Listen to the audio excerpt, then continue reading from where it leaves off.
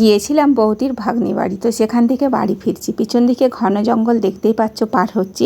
তো এই জায়গাটা হচ্ছে চন্দ্রকোনা রোড থেকে রসকুণ্ডু যাওয়ার মাঝে যে গভীর জঙ্গল পাওয়া যায়, এটা হলো সেই জায়গাটায় এখন পার হচ্ছি। আর ওটা দিয়ে আসছি আমি, কারণ অনেক ঘুরে ফিরে আসছি। এই ভিডিও শ্যুট নেওয়া হচ্ছে যে কটা দিন বৃষ্টিতেই কেটে গেল। এত বৃষ্টি কি বলবো, সেই সময়ের ভিডিও শ্যুট নেওয়া আমার। তো যাই হোক, বাড়ি ফিরছি, অনেক ঘুরে ফিরে রাস্তা দিয়ে সোজা রাস্তায় আসতে পারছি না।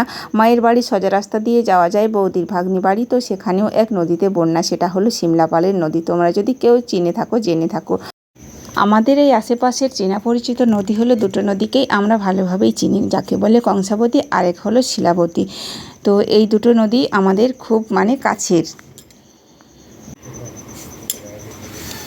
তো ওদিকে বাবাই দেখো বসেছে এই পাশটাতে, বাবাই খুব চিন্তিত মনে রয়েছে, আমিও কিন্তু খুবই চিন্তিত মনে রয়েছি। কারণ সেটার কারণ রয়েছে, কি বলো তো, দুজনের মধ্যেই একটা ভয় জিনিস কাজ করছে। বৌদির ভাগ্নি বাড়িতে বাসে চেপেছি, যাব বিষ্ণুপুর। তো ওই দূরত্বটার মধ্যে 40 টাকা ভাড়া বাসে। আবার বিষ্ণুপুর থেকে গাড়ি ধরবো, চন্দ্রকোনা রোড যাব, চন্দ্রকোনা রোড থেকে আবার যাব একদম আমাদের ঠিকানায় পৌঁছে যাব। তো রাস্তায় জ্যাম পড়ে গেছে, দেখতেই পাচ্ছ, ট্রেন পার হচ্ছে। এটা হলো মালগাড়ি। এইভাবেই ট্রেন দেখা হয় কোথাও গেলে, কখনো চাপা হয়নি, তাই একা একা সাহসী ট্রেনে চাপতে সাহস হয় না। বিষ্ণুপুরে ট্রেনে চাপলে হয়তো চন্দ্রকোনা রোডেই নামতাম, কিন্তু অনেক ঝামেলা রয়েছে, তাই 7-5 ভেবে। আর এই বৃষ্টিতে গাড়ির যোগাযোগ মোটেও ভালো না। এত তো ভয় হচ্ছে, বাবাইও মনে মনে ভয় করতে বুঝতে পারছি, আর আমার তো ভয় হচ্ছেই। কিন্তু সেই ভয়টা আমি কারো বাবাইয়ের কাছে প্রকাশ করছি না, বাবাই আমাকে মুখ ফুটে বলছে না। তো দুজনেই কিন্তু ভয়ের মধ্যে রয়েছি, সেটা আমি ওকে দেখে বুঝতে পারছি, ও আমাকে দেখে বুঝতে পারছি। সেই 12টার সময় বাড়ি থেকে বেরিয়েছি, এখন বাজে প্রায় কত বাজবে, 3:30 বাজে। তো জানি না বাড়ি এখন কখন পৌঁছবো। তো এটা হচ্ছে চন্দ্রকোনা রোডের কাছে ট্রেন লাইন, সেখানেই যে মালগাড়ি পার হচ্ছে।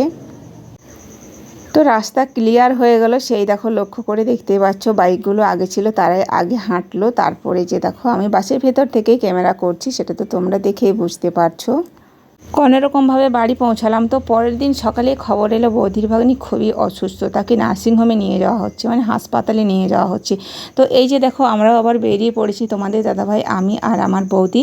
তো এই হলো শিমলাপালি নদীর জল। কিছুটা দেখো কি বলবো, সচরাচর চলছে, যানবাহন চলছে। এইভাবে বন্যা হয়েছিল একদম ব্রিজের উপরে জল, ব্রিজটা তো খুবই নিচুতে, এতটা জলের গভীর সেটা তোমরা দেখতেই পাচ্ছ। এই দেখো, তো অনেক সময় যাচ্ছি, সকালে বেরিয়ে পড়তে পারি না, সকালে খবরটা পেয়েছি। আর যাব অপেক্ষা করছি, সব সময় খবর নেওয়া হচ্ছে মায়ের বাড়ি থেকে, যেহেতু সামনে শিমলাপাল, সেহেতু খবর নিচ্ছি সব সময়তেই যে গাড়ি চলাচল করছে কিনা। তো বললো গাড়ি চলাচল হয়নি বৃষ্টির কারণে, আর তো বন্যার কারণে। তো সেই কারণে আমরা বাইকে যাচ্ছি। দেখো জল এইভাবে এখন এতটাই পরিমাণে যাচ্ছে, উপরে একটু একটু জল দেখতে পাচ্ছ ব্রিজের উপরে, বাকি নদী একদম কানায় কানায় জল। আর এই হলো যখন বন্যা বয়েছিল, দেখো তখনকার কিছু সেলফি পাঠিয়েছিল আমার ভাইপো, তো সেটাই তোমাদের সাথে শেয়ার করছি। এইভাবে বন্যাটা বয়ে গিয়েছিল দেখো। তো এই যে দেখো পৌঁছে গেছি বাঁকুড়া সম্মিলনী মেডিকেল কলেজ ও হাসপাতাল নামে যাকে আমরা চিনি। তো এই দেখো এক চাওয়ালা এখানে চা নিয়ে দাঁড়িয়ে চা বিক্রি করছে। আর এই যত সব মানুষ দেখতে পাচ্ছ এপাশ ওপাশ বসে রয়েছে, এগুলো সবাই কিন্তু ওদের রুগী আছে ভর্তি সবারই। তো এগুলো সব বাড়ির লোক এখানটাতে থাকে, টিন দিয়ে ছাউনি করেছে। আর সেই জায়গাটাতেই মানুষ সব বসে আছে, কেউ শুয়ে আছে, কেউ খাবার খাচ্ছে, এইরকমই। আর কি বলবো, ভেতরে যাওয়ার তো উপায় নেই, এত মানুষ। সরকারি হাসপাতাল হলেও রোগীর কাছে মোটামুটি একজনকেই থাকতে দেয়। কিছু মানুষ এদিকে অপেক্ষা করছে, সময়ে গেট খুলে টাইম হলে তখন কিন্তু সবাই রোগীর কাছে যেতে পারবে। এই হলো সেই হসপিটাল। দেখো কিছু কিছু মুহূর্ত তোমাদের সাথে শেয়ার করছি, সম্পূর্ণটা পারছি না, কারণ যে ভিডিওতে আমি ভিডিও পাবলিক করি তোমাদের সময়, যেতে ইউটিউবে কাজ করি, সেই ফোনটা তো আমি নিয়ে যাইনি সঙ্গে। তোমাদের দাদাভাইয়ের ফোন থেকে কিছু কিছু ভিডিও শ্যুট নিয়েছিলাম, সেগুলো কিছু ট্রান্সফার করে নিয়েছি। আবার কিছু গুরুত্বপূর্ণ মুহূর্ত আছে যেগুলো ভিডিও শ্যুট নিয়েছিলাম, সেগুলো কিন্তু পারিনি। আর তোমাদের দাদাভাই তো বাড়ি এসেই কাজে বেরিয়ে গেছে, চলে গেছে, তো সেই কারণেই আর নিতে পারছি না। আর সেও সময় পায়নি, বললাম যে ভিডিওগুলো পাঠাও, সে সময় মতো পাঠাতেই পারছে না। আর এদিকে দেখো ওই যে উপর দিয়ে গাছপালা দেখা যাচ্ছে, তো ওই গাছের ওপর এত পাখি চড়ে আছে, বসে আছে, কি বলবো, এত কিচিরমিচির আওয়াজ। আর তেমনিভাবে পায়খানাও করছে আর নিচে পড়ছে। আর এই দিনগুলো তো সবেমাত্র বৃষ্টির দিনগুলোই, তাই না? এমনভাবে মানুষ hayran হচ্ছে, কি বলবো, এত বৃষ্টি, বাইরে বেরোনোই যাচ্ছে না। তো যাই হোক, আমরাও এখানে বসে রয়েছি, ওদিকে গেট, এদিকে কত বড় হাসপাতাল। যারা চিনেছো, জেনে থাকো তারা অবশ্যই জানবে, আমার আর মুখে বলে প্রকাশ করার মতো কিছু নেই। অনেক মানুষ দেখো অনেক রকমভাবে এখানে আসা যাওয়া করছে, কি বলো, রুগী আসছে, রুগী আসার শেষ নেই। এই হলো মেন গেট, আবারও রয়েছে ও পাশে, দুপাশেই রয়েছে। তো মানুষ এই যে দেখো বৃষ্টির কারণে সবাই, কেউ গালে হাত, কেউ মুখে হাত, কেউ তো এখানে আনন্দ ফুর্তি করতে আসে না বলো, সবাই সুখ দুঃখের কারণ নিয়ে এখানে আসে, তাই না? তো তাদের মধ্যে থেকেও সেই ব্যাপার নিয়ে আমরাও সেই মানুষদের সঙ্গে সুখ দুঃখের সাথী হয়ে উঠলাম। এখানে দেখো রাতকে দিন, দিনকে রাত, যে যেমন মনে করছে, যার যেমন অসুবিধে প্রবলেম, যার মানে রুগী কিভাবে কার কি হচ্ছে সেটা তো বলা যাবে না, কেউ কাঁদছে, কেউ হাসছে, এইভাবেই। আর এই যে তোমাদের দাদাভাই এখানটাতে বসে রয়েছে, বৌদি ভিতরে গেছে, আর এদিকে দেখো বাইক এসছে, তো 3টে হেলমেট এখানে রেখেছি। আবার আস্তে আস্তে রাস্তায় রেনকোটও কেনা হলো, কারণ বৃষ্টি পড়ছে। এগুলো হচ্ছে সমস্ত দিনগুলোই যেগুলো আমি শেয়ার করছি, বৃষ্টির দিনগুলো। আবারও তারপরের দিন এখানে দেখো মমতা দিদি বা মমতা মা বলো, তো আমরা সেই তারই দানের খাবার খেতে এখানে লাইন দিয়েছি, হাতে পাতা নিয়ে। দেখো সেখানে থালা ডিশ দেওয়া যাচ্ছে, কিন্তু আমরা সেটাই খাবো না, কারণ আমার রুচিতে আসে না, সেই কারণেই পাতা কিনে নিয়েছি। আর 5 টাকায় পেট ভর্তি ভাত পাওয়া যাচ্ছে, ডিম, সবজি আর ডাল দিয়ে ভাত, যত খুশি খেতে পারো। লাইনে আছে, কিছু মানুষের খাওয়া দাওয়া চলছে, আমরা ওখানে লাইনে রয়েছি। তো পাতাটা কিনে নিয়েছি, সেখান থেকে 3টে পাতা দিয়েছে, 2টো পাতা কিনেছি। যে কোনো জিনিস কিনতে গেলে তো এখানে চড়াও দাম, কি বলবো, মানে কোনো জিনিসে হাত দেওয়া যায় না, তাই ভাবলাম সস্তায় যখন 5 টাকায় পেট ভর্তি ভাত পাওয়া যাচ্ছে, সেটা দিয়ে আমরা দিনটা চালিয়ে নিই। আবারও তারপরের দিন চলে আসলাম এখানে, দেখো বাঁকুড়া বাস স্ট্যান্ডে। তো দেখতেই পাচ্ছ বাস স্ট্যান্ডে কী থাকে বলো তো, বাসেই থাকে বেশিরভাগ, তাই না? তো এই যে বাড়ি যাব, দেখো আমরা সেখান থেকে সমস্ত কিছু কাজ সেরে একদম সুস্থতা বোধ করে তারপরে আমরা এখন বাড়ি যাওয়ার পথে রওনা দেবো। তাই চলে এসেছি এখানে বাঁকুড়া বাস স্ট্যান্ডে বাস ধরতে। দেখো তো মানে কি বলবো, বাসওয়ালারা সব মানুষকেই ডাকছে, এসো আমার গাড়িতে চাপো, বলে আমার গাড়িতে চাপো, এইভাবে এখানে ডাকাডাকি হচ্ছে। তো আমরাও এখানে এসে যেহেতু আবার কিছু কেনাকাটা করতে হবে, এমনি হাতে কি বাড়ি যাব বলো, সেই কারণে আমরাও চারিদিকটা একটু দেখে নিচ্ছি। বাস আমাদের বুকিং করা হয়ে গেছে, টিকিট নেওয়া হয়ে গেছে, জন বাসে যাব, সেই বাসে। তো বৌদিকেও বললাম আর তোমাদের দাদাভাইকেও বললাম যে দেখো কলারই বেশি আমদানি দেখা যাচ্ছে, তাই কলাই নেওয়া হোক, মায়ের বাড়িতে কিছু দেওয়া হবে, আবার আমিও কিছু বাড়ি নিয়ে যাব। তাই এখানে কলা কিনতে চলে এসেছি কলার দোকানে। দেখো বৌদি কলা তুলে দেখছে, বলল, যেই দেখেছে আমি ক্যামেরা করছি, সে আবার দেখো একটু কলাটা তুলে নিয়ে দেখাচ্ছে, দেখো। আর সে তো হেসে যেমন একাকার হয়ে যাচ্ছে। যাই হোক, রোদের কম না, এত রোদ, বৃষ্টি থেমেছে আর 2-3টে দিন কীভাবে বৃষ্টিতে কেটে গেল, এখন কিন্তু আজকে এত পরিমাণে রোদ দিয়েছে যে কি বলবো।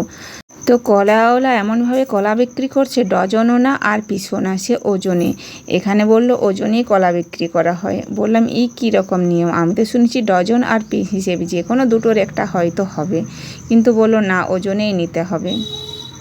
তো কলা কিনতে কিনতে কাদের সঙ্গে দেখা মিললো, দেখো 2জন ছাপড়ি ছেলের সঙ্গে দেখা হয়ে গেল। তো এই দেখো ওদের সঙ্গে হাত মেলাচ্ছে ওই দাদাটার সঙ্গে। তো যেইকে আমি ক্যামেরা করেছি, ওদের দিকে দেখেছি, ওদের নজর পড়েছে যে আমি ভিডিও শ্যুট নিচ্ছি, সেইকে বলে ক্যামেরা থামাও, সেটা ওদের ভাষায় বলে। আমি ঠিকঠাকভাবে বুঝে উঠতে পারছিলাম না, কিন্তু ওই কলাওয়ালা দোকানদার ওই বলে দিল যে তোমাকে ক্যামেরা করতে না বলছে। তো সেই কারণে আমি ক্যামেরা ঘুরিয়ে নিলাম অন্যদিকে। যাই হোক, একটু হলেও তাদের এই মুহূর্তটা আমি ভিডিও শ্যুট নিয়েছি। তারা বুঝেছিল না তখন, যখন বুঝেছিল তখন বলল যে ক্যামেরা অফ করে দাও। তো যাই হোক, দেখো দেখলাম বাইরে গেলে কত কিছুই না দেখা মেলে, তাই না? তো এদেরকে আমরা ফোনে দেখে থাকি বেশিরভাগ, বলো খেলার চ্যানেলে বলো, এমনিতে ভিডিওতে বলো, যেইভাবেই হোক। তো দেখো 2জন ছাপড়ির সঙ্গেই দেখা মিলল আজকে এই জায়গায় এসেছি বলে। গাড়ি দেখো ছেড়ে দিল, আমরা আমাদের বাস ধরে নিয়েছি। আমাদের বাস বলতে আমাদের বাস নয়, মানে যে গাড়িতে যাব আর কি। তো সেই গাড়িতে চেপেছি, গাড়ি ছেড়ে দিয়েছে। দেখো বাঁকুড়া বাস স্ট্যান্ড থেকে বেরিয়ে যাচ্ছি। তো বাড়ি যাচ্ছি, খুব ভালো লাগছে, কতদিন হয়ে গেল একদম বাড়ির বাইরে বাইরে কাটালাম, কেমন যেন নিজেকেই লাগছে। দেখো বুড়ি বাবাইকে ছেড়ে এসেছি বাড়িতে, তারা কতই না হায়রানি পাচ্ছে বলো, দেখেছে তো আমার সংসারের পরিস্থিতিটা কেমন। তো যাই হোক বন্ধুরা, সেটা তোমরা দেখছো কখন কোথায় কিভাবে সময়গুলো কাটালাম। তো চলো বাড়ি গিয়ে দেখা হচ্ছে, কথা হচ্ছে। তো আবারও কিছু ভালো ভালো মুহূর্ত ছিল যা তোমাদের সাথে শেয়ার করব বলে শ্যুট নিয়েছিলাম, কিন্তু তোমাদের দাদাভাই সেই ভিডিওগুলো আমাকে পাঠাচ্ছেই না। তাই আর কি বলবো, সময় অপেক্ষা না করে যেটুকু পারছি সেটুকুই তোমাদের সাথে শেয়ার করছি। ফাইনালি দেখো বাড়ি চলে এসেছি। এসেই দেখি বাবাইয়ের খুব জ্বর, গায়ে কম্বল চাপা দিয়ে শুয়ে রয়েছে। দেখে এসেই মনটা কেমন যেন হতাশ হয়ে গেলাম। তো এতই জ্বর, গায়ে হাত দিয়ে দেখলাম একদম আগুনের মতো যেন গায়ের তাপ বাড়ছে। বুড়ি ওদিকে দোকানে ও একা একা শুয়ে রয়েছে কম্বল চাপা দিয়ে। বিরিয়ানি এনে দিয়েছি আসার পথে বাবাইকে, জানি বাবাইয়ের প্রিয় খাবার খুব পছন্দ, সেই কারণে বাবাই দেখো জ্বর গায়ে উঠে বিরিয়ানি খাচ্ছে। আমি বললাম যে জ্বর গায়ে তো একদম মাংস ডিম মাছ বলে মোটেও খাওয়াটা চলেই না, তবু কী করবো, নিয়েও এসেছি আর ওরও প্রিয় খাবার। তো সে খুব, আমি বললাম রুচিতে আসছে তো তবেই খাস। তো বললো হ্যাঁ খাবো, কেন খাবো না। তো দেখো এবার তোমাদের দাদাভাইকে ওদিকে আবার ওষুধ আনতে পাঠাবো, আর বাবা একটু করে নিচ্ছে বিরিয়ানিটা আর খাচ্ছে। দেখো আজকের লেগ পিসটা খুবই বড় দিয়েছে একটু। আমি বাড়িতে বিরিয়ানি বানালে কেমন মশলাদার করে বানাই দেখো, আর দোকানের কেনা বিরিয়ানি দেখতে পাচ্ছ কেমন যেন সাদা সাদা। তো যাই হোক বন্ধুরা, যেসব কথা তোমাদের সাথে শেয়ার করলাম, তোমাদের কেমন লাগলো আজকের এই ভিডিও? যদি ভালো লেগে থাকে অবশ্যই কিন্তু ভিডিওতে লাইক দিও। যারা নতুন বন্ধু প্লিজ চ্যানেলটি সাবস্ক্রাইব করে পাশে থেকো। দেখা হচ্ছে পরের ব্লগে। আর দেখতেই পাচ্ছ আমার অবস্থা, চোখে মুখের অবস্থা, রাতে ভালো ঘুম নেই, একদম ঘরের চিন্তায়, আবার সেখানে গেছি এক চিন্তায়, তো সেই কারণে একদমই খুব টায়ার্ড লাগছে।